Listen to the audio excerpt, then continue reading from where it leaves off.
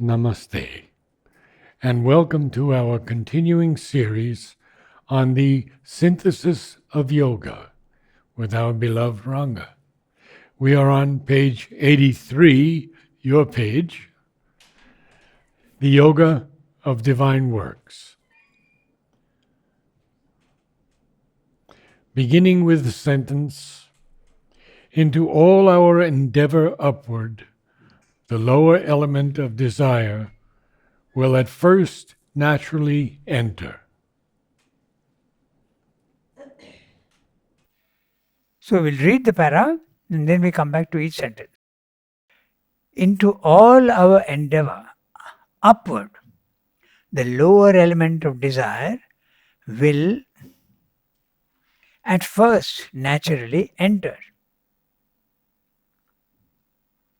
For what the enlightened will sees as a thing to be done and pursues as a crown to be conquered, what the heart embraces as a one thing delightful, that in us which feels itself limited and opposed, and because it is limited, craves and struggles, will seek with the troubled passion of an egoistic desire.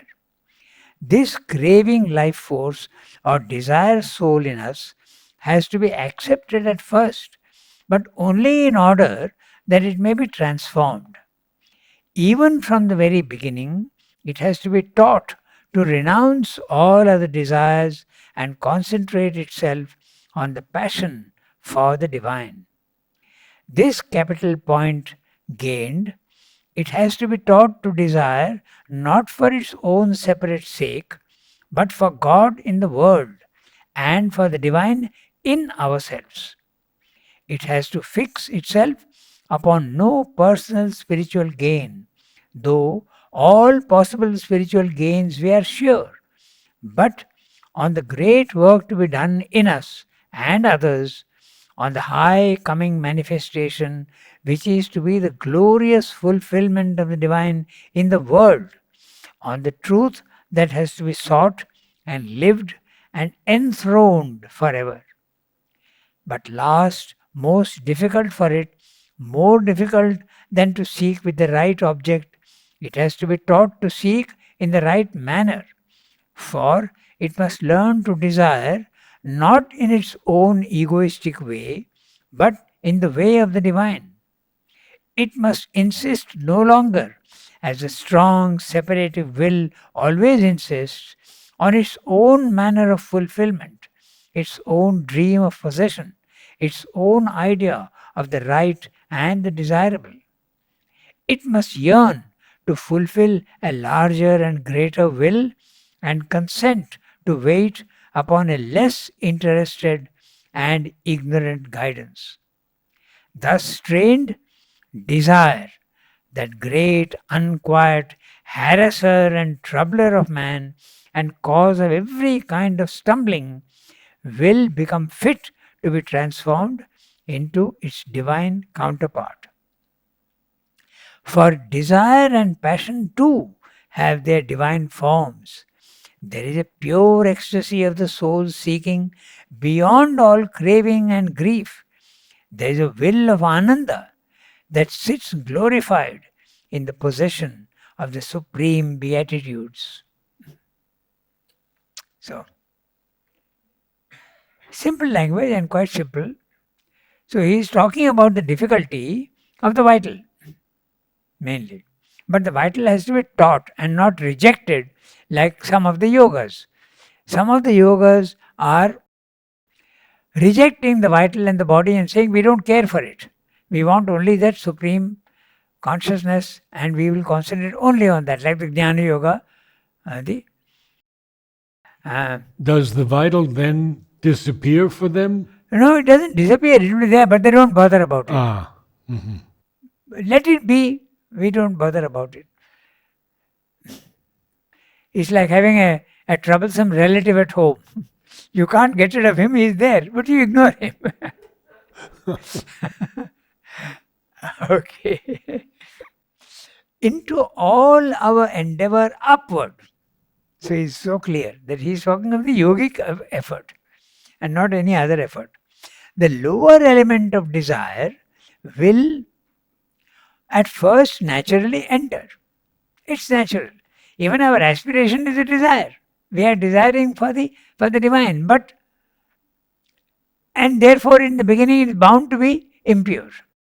Ego will come in, a sense of your own importance will come in. All these things will happen. Possession. Yeah, that's right.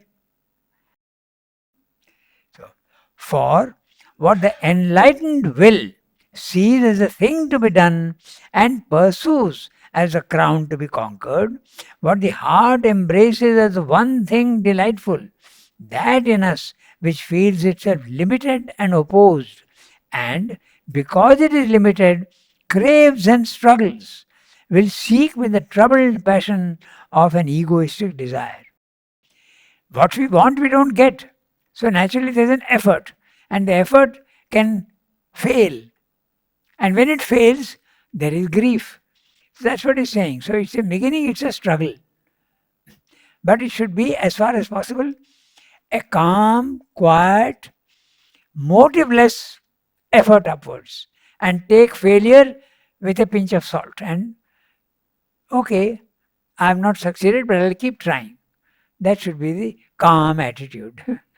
Not easy, but in the beginning it will come.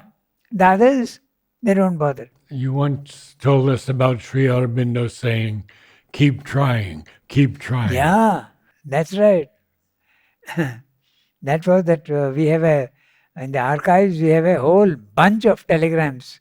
That man, he's saying, I failed, I failed, I failed. And so they're saying, reply. He used to say, send reply in this way. And he used to scribble on the telegram itself. And they used to send a telegram. Keep trying, keep trying, keep trying. Like he says also in the what we read last time, that your aspiration will die out like a torch, unlit torch. And then you have to, as in a windy pass, it will die out. But you relight the torch. Go on trying, go on trying. And the Gita's is anirvinna chetasa. Chetasa by effort, but without depressed effort, without depression. Go on trying, go on trying. It's like a machine, and you are repairing the machine.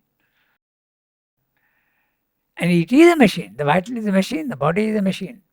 And what a fantastic machine. The working of the body is unbelievable if you look at it carefully.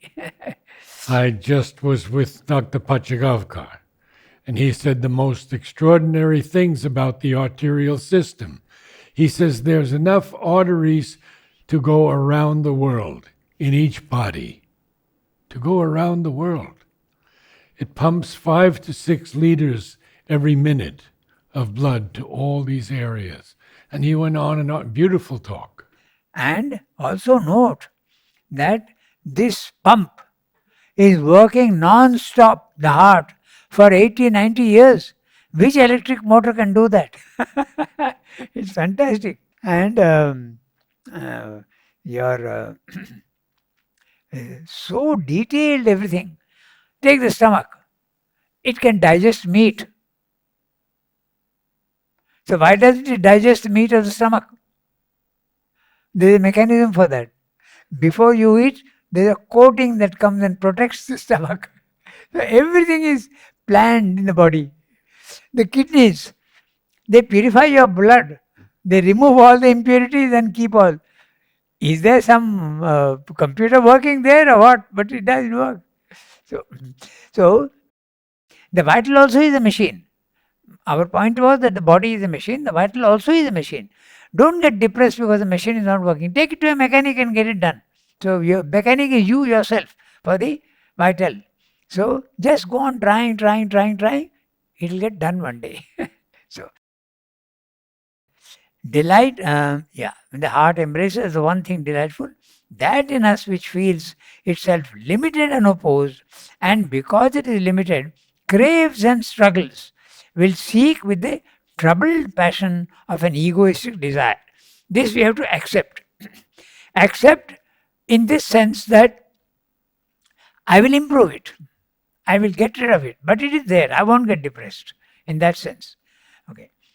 This craving life force or desire soul. Okay. Now he is using the word desire soul. This craving life force or desire soul in us has to be accepted at first, but only in order that it may be transformed. I don't reject it. I take it as a machine which is to be set right. Okay. Even from the very beginning, it has to be taught to renounce all other desires and concentrate itself on the passion for the divine. So, it has to be taught. Now, that's interesting because normally we think that I am craving, but you have to understand that it's not you craving.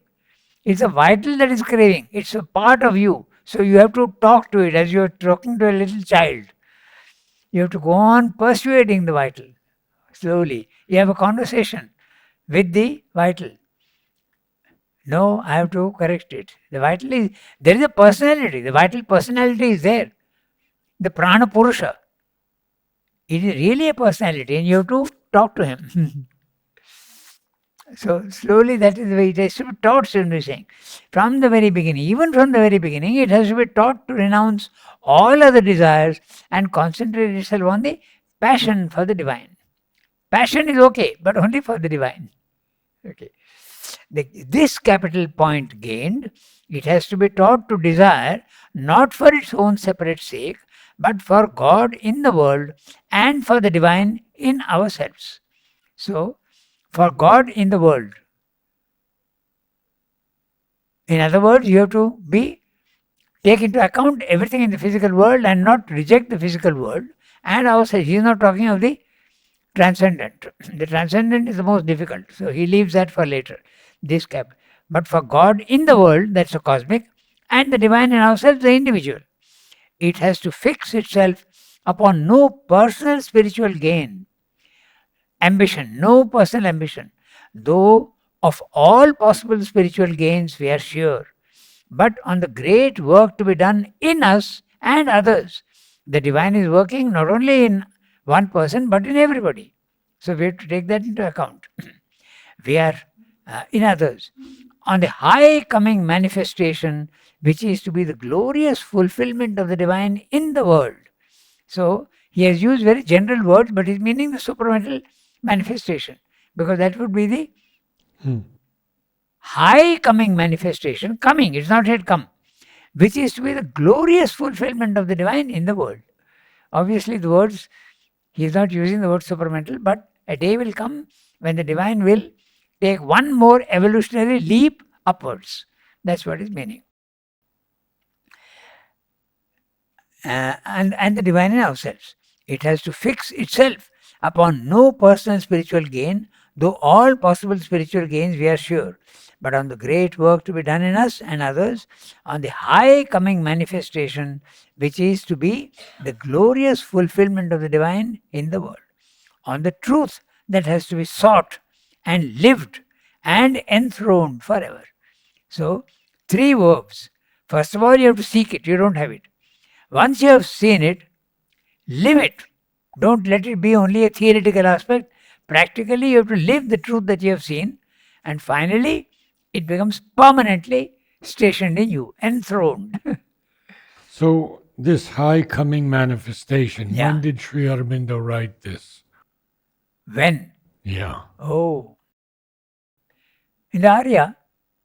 Or he may have revised it. So but then it was long before. he knew that, okay, you must not forget that in jail, Vivekananda spoke with before him, 1910, na? Yes. So Vivekananda came and told him all about the supermind. Yes, yes. In one place he says 15 days, another says he says almost a month. He went on speaking to him and telling him. So Sriaurobindo, no, theoretically he knew that this has to be done. And in 1926, when it came down, he knew that the supermind is not the overmind.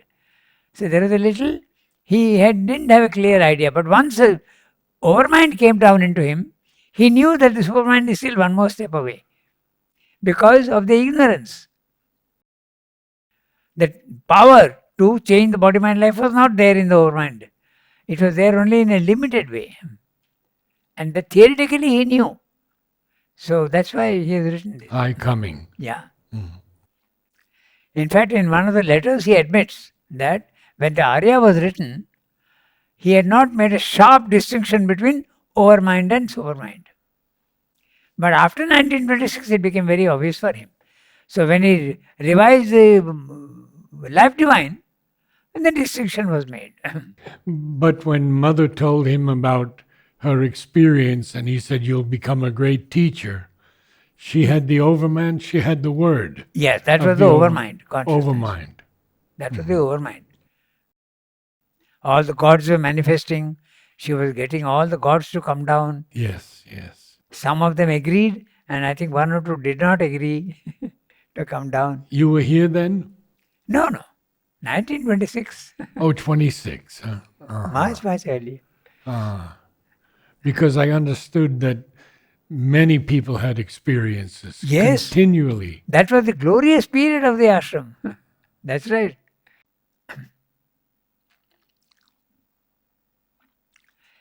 That has been sought and lived and enthroned forever. But last, most difficult for it, more difficult than to seek with the right object. It has to be taught to seek in the right manner. For it must learn to desire not in its own egoistic way, but in the way of the divine. And what is that? It must insist no longer, as the strong separative will always insists, on its own manner of fulfillment, its own dream of possession, its own idea of the right and the desirable.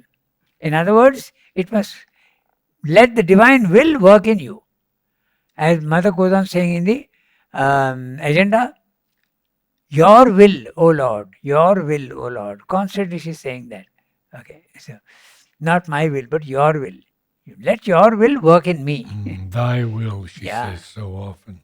So, but in the way of the divine, it must insist no longer, as a strong separate will always insists, on its own manner of fulfillment, its own dream of possession, its own idea of the right and the desirable.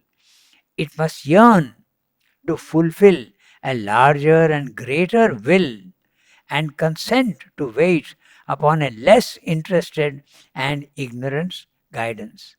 Could you speak about that? This less interested and ignorant. Yeah, less guidance. interested. Interested in the sense of taking a personal interest. It must be more a disinterestedness. Interested means you are expecting a result. In that sense, he is using the word. But it should be disinterested. In other words, do the work, make the effort, but leave the fruits of the work to the divine. We come back to the Gita's idea of Nishkama karma. Yes. Do works, do it to the best of your capacity, but don't lay claim to the fruits of the work. The result is the divine's result. He will give you what you deserve and what you are capable of receiving. Interested in that sense. We have to be very careful about the word. Of course, you have to take interest in the work that you are doing, but interest not in an egoistic manner, in a very impersonal manner. So, less interested and ignorant guidance. Thus trained, desire, that great, unquiet harasser and troubler of man, and cause of every kind of stumbling, will become fit to be transformed into its divine counterpart. For desire and passion too have their divine forms. There is a pure ecstasy of the soul seeking beyond all craving and grief. There is a will of Ananda that sits glorified in the possession of the supreme beatitudes. So, intensity is not barred. Normally we speak of intensity means it should be a troubled intensity. It should be a pure intensity. Normally we praise a calm, quiet attitude. But intensity also can be there without the troubled aspect of it, a focused, intense activity. We read the next para. When once the object of concentration has possessed and is possessed by the three master instruments, the thought, the heart, and the will, a consummation fully possible only when the desire soul in us has submitted to the divine law, the perfection of mind and life and body can be effectively fulfilled in our transmuted nature. This will be done not for the personal satisfaction of the ego, but that the whole may constitute a fit temple for the divine presence, a faultless instrument for the divine work. For that work can be truly performed only when the instrument, consecrated and perfected, has grown fit for a selfless action. And that will be when personal desire and egoism are abolished, but not the liberated individual. Even when the little ego has been abolished, the true spiritual person can still remain, and God's will and work and delight in Him and the spiritual use of His perfection and fulfillment. Our works will then be divine and done divinely. Our mind and life and will, devoted to the divine, will be used to help fulfill in others and in the world that which has been first realized in ourselves. All that we can manifest of the embodied unity, love, freedom, strength, power, splendor, immortal joy, which is the goal of the spirit's terrestrial adventure. So, once you become perfect yourself, and don't think that that's the end, start helping the others in the world. That's what he's saying. There is that chapter in the Life Divine, the destiny of the individual. And the other yogas are saying the destiny of the individual is liberation. Let the soul realize that it is part of the divine and merge into the divine. Vaishnava has a different take. He says, once you get the realization, don't disappear from the world. Take birth again in the physical world, and this time without the ego, without attachment, without ignorance. I mentioned once to you Mother's letter to Jyoti Priya. Yeah. To you who have realized your soul. And then she goes on to say, you may have changed, but you have to change others. That's right. Even to one who has realized one's soul. It's so vast. That's right. Okay? Yes. So, this also is fairly simple, but we'll go through each sentence just to see whether it's okay. When once the object of concentration has possessed and is possessed by the three master instruments. So, has possessed, the divine possessing you can do whatever he wants with you because he possesses you. If I possess a pen, it is under my jurisdiction. I can do whatever I want with it. So, if the divine possesses you, he will do whatever you want with you. Whatever he wants, he will do with you. But if you possess the divine, because he's saying he has possessed and is possessed. So, you possess the divine. What does it mean? You can't possess the divine. He is too. But you can possess the divine powers. You can use those powers. When you possess the divine's powers are yours. And then you can use the powers in the right way to help others. That's what he's saying. And you can't possess the divine if you have an ego.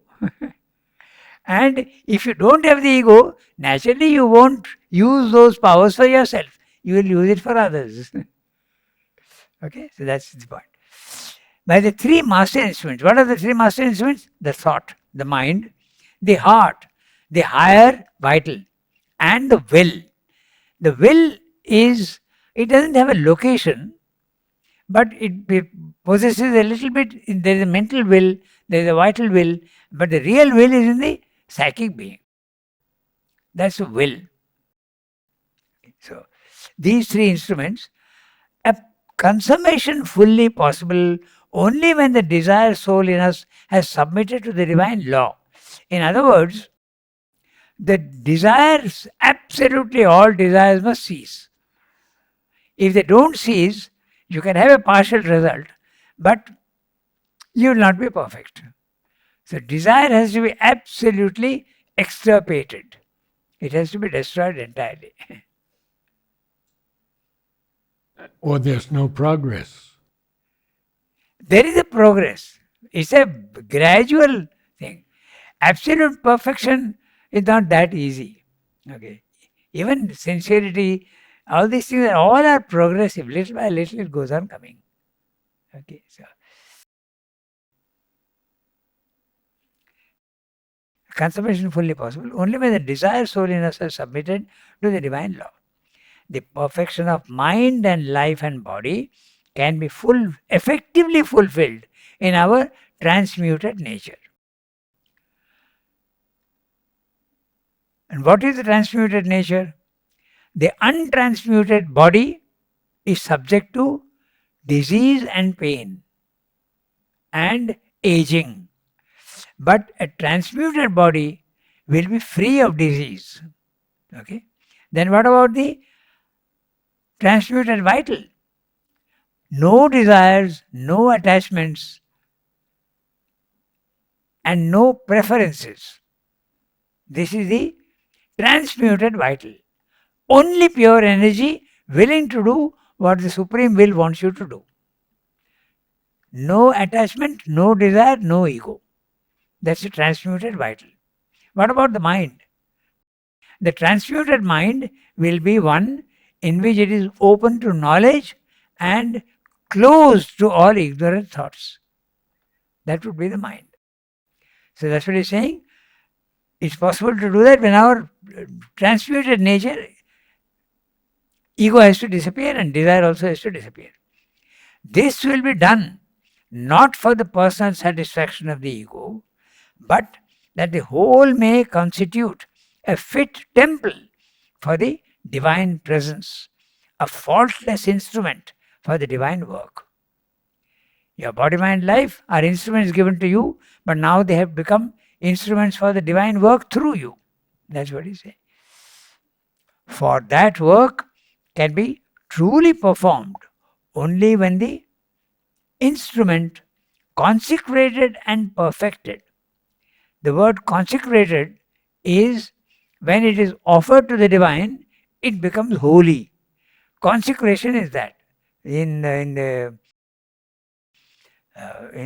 Christian ceremonies that they have and all that, they use consecrated water. It becomes holy, and then it is sprinkled on others for baptism and other purposes.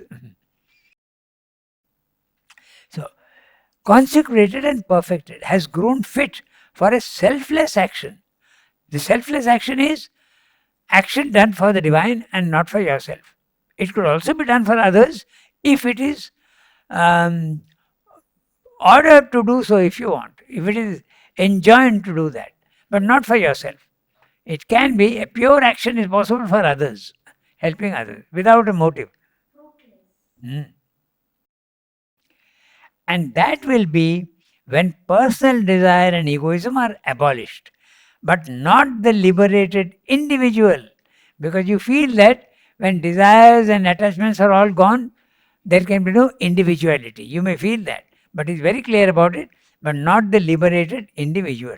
I have a note on that, so I'm reading that. Okay. So, this is the solution to life's problems of evil and suffering in Buddhism and Mayavada. But for Sri Aurobindo, neither the materialistic view nor the nirvanic view is desirable. It is the second level of the cosmic consciousness in which the Jivatman, individual soul, is liberated but not abolished, which is the third option in the cosmic consciousness. So, this is what you mean by the liberated individual. The liberated individual should not disappear into the infinite. He should remain in the physical world and become an instrument for divine action in the world. In Buddhism and Mayavada, they are disappearing. They are rejecting the instruments and leaving them imperfect. That's the difference between Sri. Okay? Even when the little ego has been abolished, the true spiritual person can still remain, and God's will and work and delight in him, and the spiritual use of his perfection and fulfillment. Our works will then be divine and done divinely. Our mind and life and will, devoted to the divine, will be used to help fulfill in others and in the world that which has been first realized in ourselves. And what is that? All that we can manifest of the embodied unity, love, freedom, strength, power, splendor, immortal joy, which is the goal of the spirit's celestial adventure. Note the word embodied. Unity, love, freedom, all these things are perfect at the highest level. But when it is embodied, maybe it loses a little bit of its perfection. But still, it can be a divine, diminished but not impure. He says that. Okay, so this is what you have to give to others. But what is meant by this?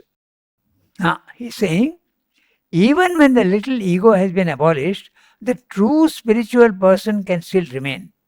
So, the true spiritual person, the individual person can remain without the ego. But now it is not limited in time and space. That true individuality loses its ego. So imagine a personality without ego. There is still a formation, the individual. But now he is not limited, he is universal. I like to make this point clear. What is the liberated man without an ego? I usually give the example of this grain of salt. Okay, take a grain of salt. It has got features. It's got a fixed form.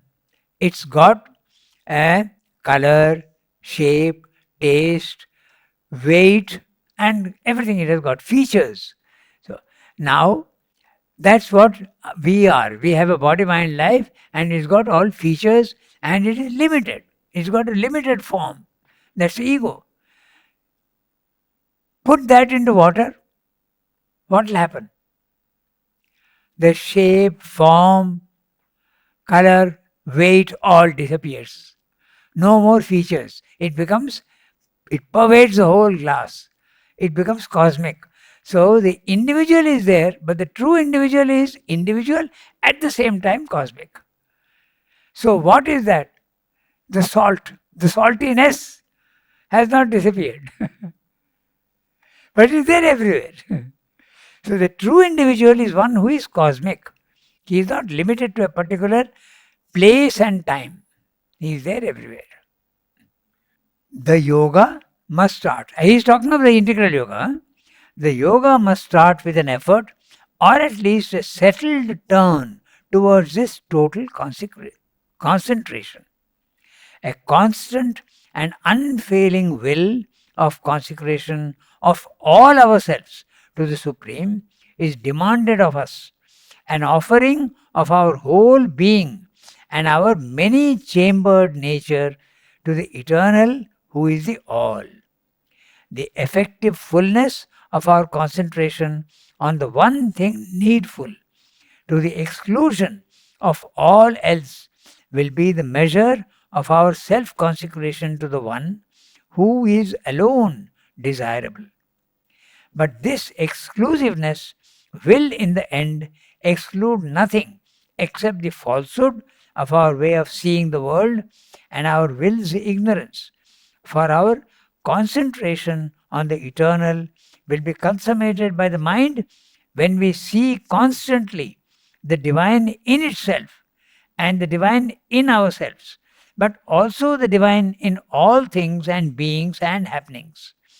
It will be consummated by the heart when all emotion is summed up in the love of the divine in itself and for itself, but love too of the divine in all its beings and powers and personalities and forms in the universe. It will be consummated by the will when we feel and receive always the divine impulsion and accept that alone as our sole motive force. But this will mean that having slain to the last rebellious straggler the wandering impulses of the egoistic nature, we have universalized ourselves and can accept with a constant happy acceptance the one divine working in all things. This is the first fundamental siddhi of the integral yoga. So, there are a few things that we have to look into. We'll do that. So, the yoga must start with an effort or at least a settled turn towards the total concentration. Total concentration, the whole being, mind and vital and everything. So, total concentration. We have to begin with that. We should not begin hesitatingly. Okay, so a constant and unfailing will of consecration of all ourselves to the Supreme is demanded of us. Naturally, in the beginning, it can't be constant and it can't be unfailing. It will fail and it cannot be constant. He himself has said that the torch will go out and you have to relight it. Okay, so, but this is a demand. To fulfill the demand, it takes time, and we should not get discouraged. That's what it is. The constant and unfailing will of consecration of all ourselves to the Supreme is demanded of us. An offering of our whole being and our many-chambered nature to the Eternal who is the All. So, what is many-chambered nature? What is the individual? What is man? Is he only body, mind and life? No. He is the cosmos in a condensed, minute cosmos. He is the microcosm. Whatever is there in the world is there in him. Therefore, the many chambered, what are the chambers? Mind, life, body, subconscious, inconscient, it's all part of him. Then there is the inner mind, inner vital, inner physical. Then there is the psychic being. And the superconscious planes also are part of him, which he can build. So all this he can possess. So this is the many chambered that he's talking about. Usually when you do yoga, it's the inner being that gets perfected first. But now the outer mind, body, life also must become perfect. Many chambered nature to the Eternal who is the All. The effective fullness of our concentration on the one thing needful to the exclusion of all else. Okay? In the beginning, you shouldn't worry about anything else, but put your concentration only on the divine. So there is a sort of ignoring the physical world because you are concentrated only on this. Okay? So, but now what does he mean by exclusion? He is explaining. Okay? But this exclusion will in the end exclude nothing. It will include everything except the falsehood of our way of seeing the world and our will's ignorance. So you have to reject only the ignorance and the impurities and the desires and the ego, but not the body, not the vital, not the mind. That's what it means. But in the beginning you have to concentrate. That you have to say, I am not the body, I am not the vital. So there is a temporary or rather a period of rejection so that you get to the truth. Once you have got the truth, you accept the body, mind, life. That's what it meant. So it's very clear about the exclusion. Okay. But this exclusion will in the end exclude nothing except the falsehood of our way of seeing the world and our will's ignorance. For our concentration on the eternal will be consummated by the mind. Now he is telling us what is the consummation of the mind, what is the consummation of the vital, and what is the consummation of the will. For our concentration on the eternal will be consummated. Consummated, the word is clear. Successfully completed. When you complete something successfully, it's a consummation. For our concentration on the eternal will be consummated by the mind when we see constantly the divine in itself and the divine in ourselves, but also the divine in all things and beings and happenings. So you must be capable of seeing the divine in himself, means the transcendent, without the universe, in himself, without the world. Then in yourself, become aware of the divine in yourself, and finally in the cosmos. So you have to realize the divine transcendentally, universally, individually. That's what he's saying. Then that's the consummation of the mind. Now he comes to the vital.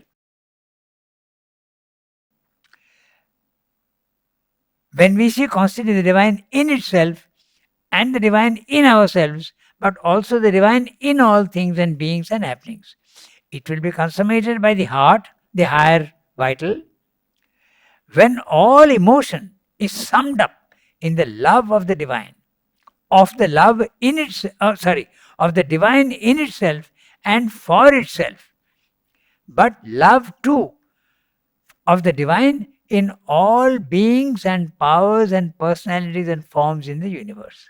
So this is the consummation of the heart. So just look at that again carefully. It will be consummated by the heart when all emotion, yes, so many emotions, but everything is centered in the love of the divine in itself. That means only the divine and for the divine, but also love for the divine in all beings. In other words, your love extends to animals, plants, creatures, other human beings, everywhere. That's what it's meaning. And powers and personalities and forms in the universe. It will be consummated by the will when we feel and receive always the divine impulsion and accept that alone as our sole motive force. Now, naturally, most of our actions are ego based and ego originated. But now, only the divine impulsion you are receiving, and you are only carrying out the will of the divine. That can't be done without the ego. So the ego has to go away. Then your consummation of the will take place. It will be consummated by the will when we feel and receive always the divine impulsion. Now we are receiving the ego impulsion, but it has to be replaced by the divine impulsion. And accept that alone as our sole motive force. A question was asked to Mother, how can I know it's a divine force? Maybe I think that it is in ignorance. Yes, you do take your own ego impulsions for the sometimes divine force. You make that mistake. But when it gradually changes, and then you can, if you are sincere, you can know that this is a divine impulsion. I have to do this. In the beginning, it's not very clear. But slowly, if you aspire for the real thing, it will start coming. It's a graduated thing. But this will mean that having slain to the last rebellious straggler the wandering impulses of the egoistic nature, we have universalized ourselves and can accept with a constant happy acceptance the one divine working in all things. This is the fundamental siddhi of the integral yoga, not all yogas. The integral yoga demands that you have to realize the divine transcendentally, universally, and individually. This is the consummation required in the integral yoga. Can we finish the last little para? Yes. Okay. It is nothing else that is meant in the end when we speak of the absolute consecration of the individual to the divine. But this total fullness of consecration can only come by constant progression. There you are. When the long and difficult process of transforming desire out of existence is completed in an ungrudging measure. Perfect self-consecration implies perfect self-surrender. You completely surrender yourself to the divine.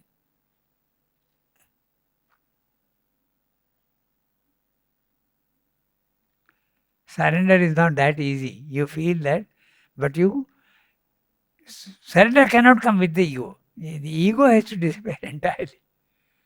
So that's it. In the integral yoga, surrender. Not necessarily in the other yogas. In the Jnana Yoga, you make the effort yourself. In Tantra also, you make your effort yourself. The surrender is there in the Bhakti Yoga more. Karma Yoga also more. And integral yoga, very important. Surrender to the divine. It reminds me of one small incident with Ramakrishna. Okay, there was a very intense devotee he had, and he was his name was Girish Ghosh, and Girish Ghosh was an actor. And normally in the profession of acting and artists and all, there is usually loose morals. They are men of loose morals. So this man also was very loose in his morals. And he used to tell Ramakrishna, I love you, but you can never do anything with me because I am so corrupt. I am from beginning to end, I am full of defects. So Ramakrishna used to tell him, give me your power of attorney. When you go to a lawyer, you have to sign normally a paper saying, I will accept whatever you do for in my interest. And you let him do that because you don't know law. So he will take any action, legal action, which will be a benefit to you. So this is the power of attorney that you give to him. So Ramakrishna used to tell him, give me your power of attorney. Agree, surrender to me, I'll do everything for you. That's what mother also used to say. Surrender to me, she will do the sadhana for you. We stop here today. Thank you. Namaste all.